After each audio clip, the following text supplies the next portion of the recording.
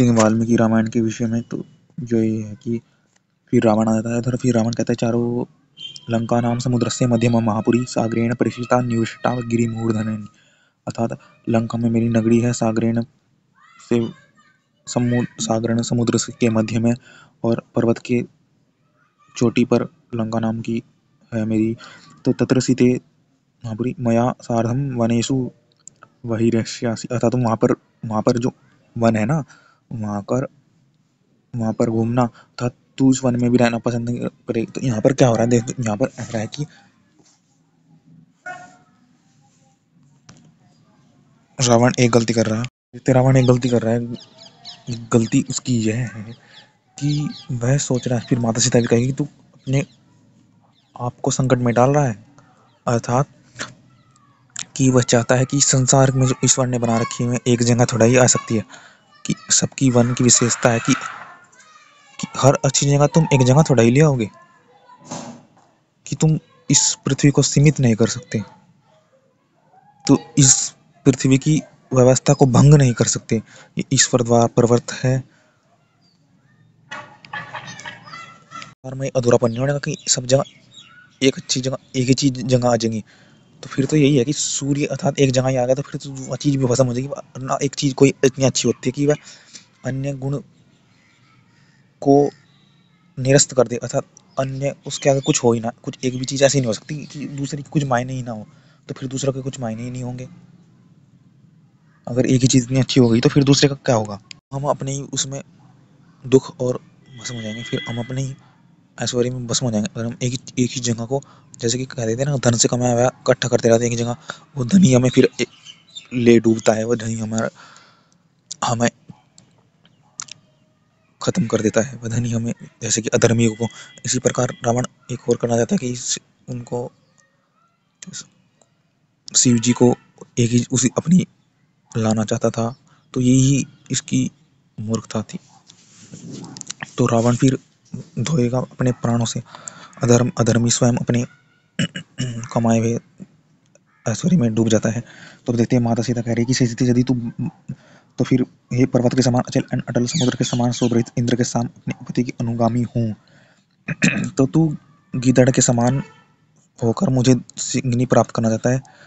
तू इस जिस प्रकार सूर्य की, किंतु तू मुझे उसी प्रकार नहीं छू सकता जिस प्रकार सूर्य की प्रभा को कोई नहीं छू सकता। हे रावण, तू श्री राम की प्रिया भार्य की इच्छा कर रहा है। तू निश्चय ही स्वप्न में बहुत से सोने के वृक्षों को देख रहा है। अर्थात तेरा बहुत तू गलत, अर्थात असंभव काम कर रहा है। तो एक जगह हर वस्तु तो एक जगह नहीं कर सकता। तू अपने ऐश्वर्य में ही अपना ही हानि करेगा।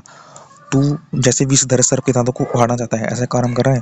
तू तू पर्वत श्रेष्ठ मंत्र अपनी भुजाओं से उड़ाना चाहता है। तू अथवा हलाहल विष कर तू सुखपुर चला जाना चाहता है।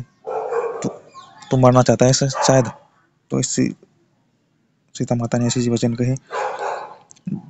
तू सुई की नोक से अपनी आंखों को खुजलाना चाहता है, अथवा तेज धुरे की धार को जीवा से चाटना चाहता है। था तो बहुत पीड़ कर्म कर रहा है, अर्थात तू बहुत दुख वाला, तेरे तो दुख मिलेंगे। अब आगे तू हिरण के शत्रु महाबलशाली सिंह के अथवा दांतों को उखड़वाना चाहता है। मरे, अर्थात फिर आगे देखते हैं। वही बात जो है नहीं उसको करना चाह रहे। एक ही जगह पर तुम हर चीज थोड़ा ही करो, अपनी चीज को बड़ी बता रहे हो, अपनी चीज को बड़ी बता रहे हो। जैसे कि जिसको स्वप्न अवस्था में बड़ी बड़ी चीजें दिखती हैं, तो वो बड़ा गलत काम करेगा। वो भ्रम में है, भ्रम में स्वयं दुख भोगेगा। अब आगे देख कि तू तो ऐसे बात कर रहा है कि तू गले में पत्थर बांध कर समुद्र को पार करना चाहता हो, सूर्य चंद्रमा को अपने हाथ से पकड़ना चाहता हो। अरे पत्थर तो अपनी जगह पर स्थित है। पत्थर को अगर समुद्र में तो कैसे पार कर पाएगा तू। इतना कठिन कर्म कर रहा है, तू गलत कर्म कर रहा है, असंभव कर्म कर रहा है। तो तू मरेगा ही नहीं क्या। तो गलत कार्य कर रहा है। तो पवित्र आचरण राम की प्राण प्रिया भैया को कर्म को जो तू कर रहा है, जो कल्याण व्रतम रामस्य युभार्यः हतुर्मिच्छसि अयो मुखानाम शूलम नाग्रहि चरितुमिच्छसि। अर्थात तू मानो लोहे के नुकीले कांटों पर चलना चाहता है। अयोमुखा नाम चरितुमिच्छसि, मानो लोहे की जो अंतर सींग और सियार में है वही तुम में और श्री राम में है। सियार है तू, अर्थात जैसी छोटी नदी और ऐसी विशाल सागर में, वैसी न अंतर तुम में है। यदि तू मुझे हर कर भी लेगा तो तू उसी प्रकार मरेगा जैसे मक्खी निगले हुए घी को पचा नहीं सकती। मक्खी ले तो ले नहीं, फिर उसका वो घी उसे ऐसे अधर्मियों का ऐसे को ले डूबा है, ऐसे ही घी तरह पचा नहीं पाओगे। देखो ये काले कथापि हिते है नाजरागमीशे ये वर्जम नतया मक्खिया मक्ष्या वर्गी अवर वगीर्णम।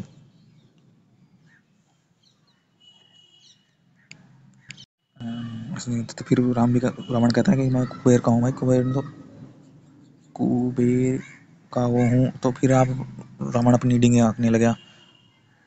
पर तो कर्म से होता है, तो कुबेर तो अपने कर्म से था, देवता मतलब जो था, परंतु तुमने तो जो पाया है अपने लोगों को भय दिया है।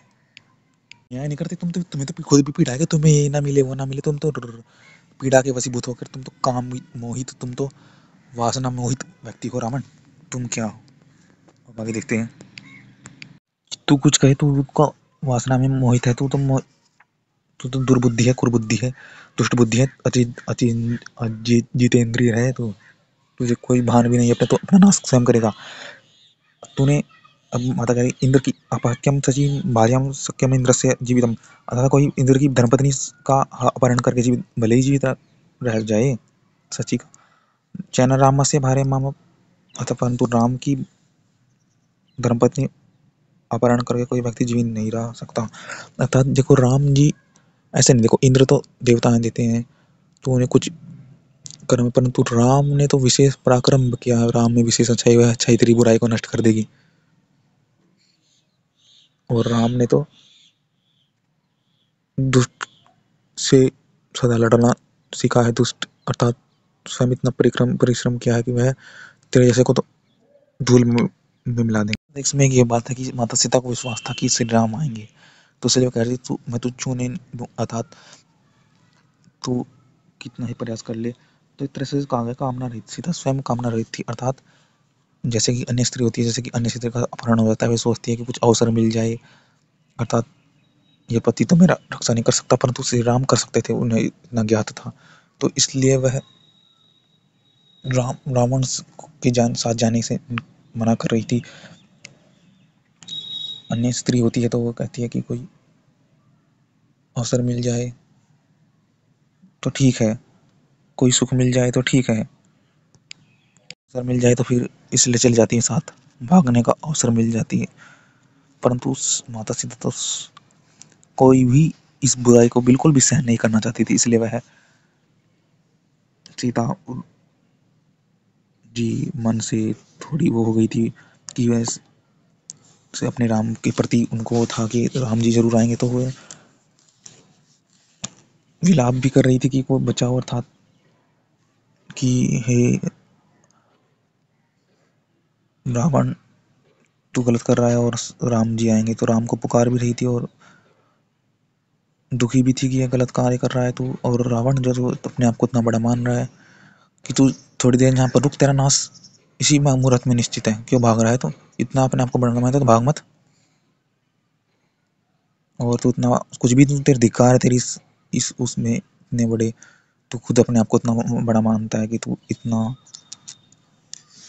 तेरे पास सूरवीरता है, कुछ भी तेरे में वीर नहीं है तू। और फिर उसको मारा उसने जटायु को, तो फिर रो भी रही, विलाप भी करेगी, ये बिल्कुल गलत हो गया। तो गलत के प्रति माता सीता और राम जी आवाज उठाते ही थे, गलत के प्रति उनको प्रिय, गलत के प्रति उनको द्वेष था, गलत के प्रति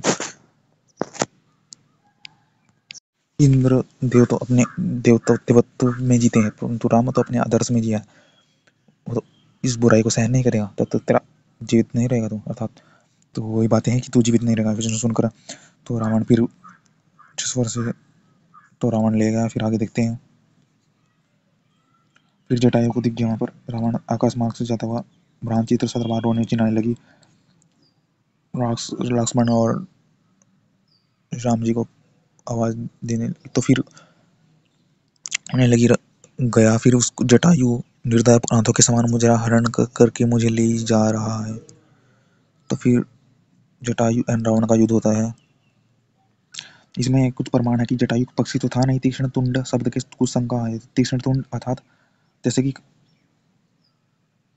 शंकराचार्य ने कहा कि दशन विहीनम दास से तो यहाँ पर तुंड अर्थात विशाल, अर्थात तीक्ष्ण तुंड का अर्थ है, देखो यह श्लोक शब्द वस्तु जटायु सूर्व से तत्र पूर्वत का कूटा बस्ती तीक्ष्ण तुंड, अर्थात तुंड का अर्थ यहाँ पर है डील डोल रोबीले मुख वाला, अर्थात जो अधर्म धर्म वाला है, धर्म का योद्धा होता है कौन, ये चित्र गरुड़। तो यहाँ पर इसका अर्थ लेना है कि रोबीले अर्थात जो अधर्म को स्वीकार न करे, रोबीले अर्थात रोबीले मुख वाला, अर्थात यहाँ पर तीक्ष्ण तुंड का यही अर्थ है कि जो तुंड का शंकराचार्य ने मुख लिया है, अर्थात यहाँ पर चोंच नहीं लिया जाएगा। तो ये पक्षी नहीं था, आर्य था, एक श्रेष्ठ राजा था, जो हमने पहले भी एक वीडियो में आपको बताया था कि जटायु का वास्तविक स्वरूप उसमें देख सकते हैं। देखिए तेरा मुख दांतों से रहित होगा, फिर भी तू व्याकरण का गोटा लगा रहा है, इससे तेरी रक्षा नहीं होगी। अर्थात तुंड का मूर्त अतिरिक्त है कि मुख होना चाहिए, मुख हमारा अर्थात धर्म की अनुकूल। तो देखते हैं, जब वनस्पतियों के बीच में बैठे पर्वत संग के तुल्य बड़े डील डोल वाले रोबीले मुख वाले आकाश विहारियों में उत्तम श्रीमान जटायु ने मधुर शब्दों में कहा, हे रावण, तुझे ऐसा नहीं करना चाहिए, निंदित कर्म तुझे हरण नहीं करना चाहिए, तू तो स्वयं उस क्षेत्र में राक्षस रहे, तुझे रक्षा करनी चाहिए, और आदि आदि विशेष बातें कहीं। अतः जब राजा करता है प्रजा भी करेगी, तो फिर तो तेरे राज्य का स्वयं नाश होगा, राज्य का तो स्वयं अपने राज्य का नाश करेगा। तो इसमें राम की जी की क्या, तो फिर उसने कहा कि भले ही मैं बूढ़ा हो गया हूँ, परंतु तेरे जैसे को तो मैं, अर्थात तुझसे मैं युद्ध करूंगा, क्योंकि मैं धर्म अधर्म को नहीं चाहता, धर्म के लिए मैं परिचित हूँ, क्योंकि उसका राज्य गधरकूट वह धर्म के लिए फेमस था जटायु। तो जटायु फिर धर्म के लिए अर्थात रोप देता था, स्वयं बुराई के लिए खड़ा होता था, तो फिर वह लड़ता है, तो फिर उसके हाथ पैर काट देता है रावण भयंकर।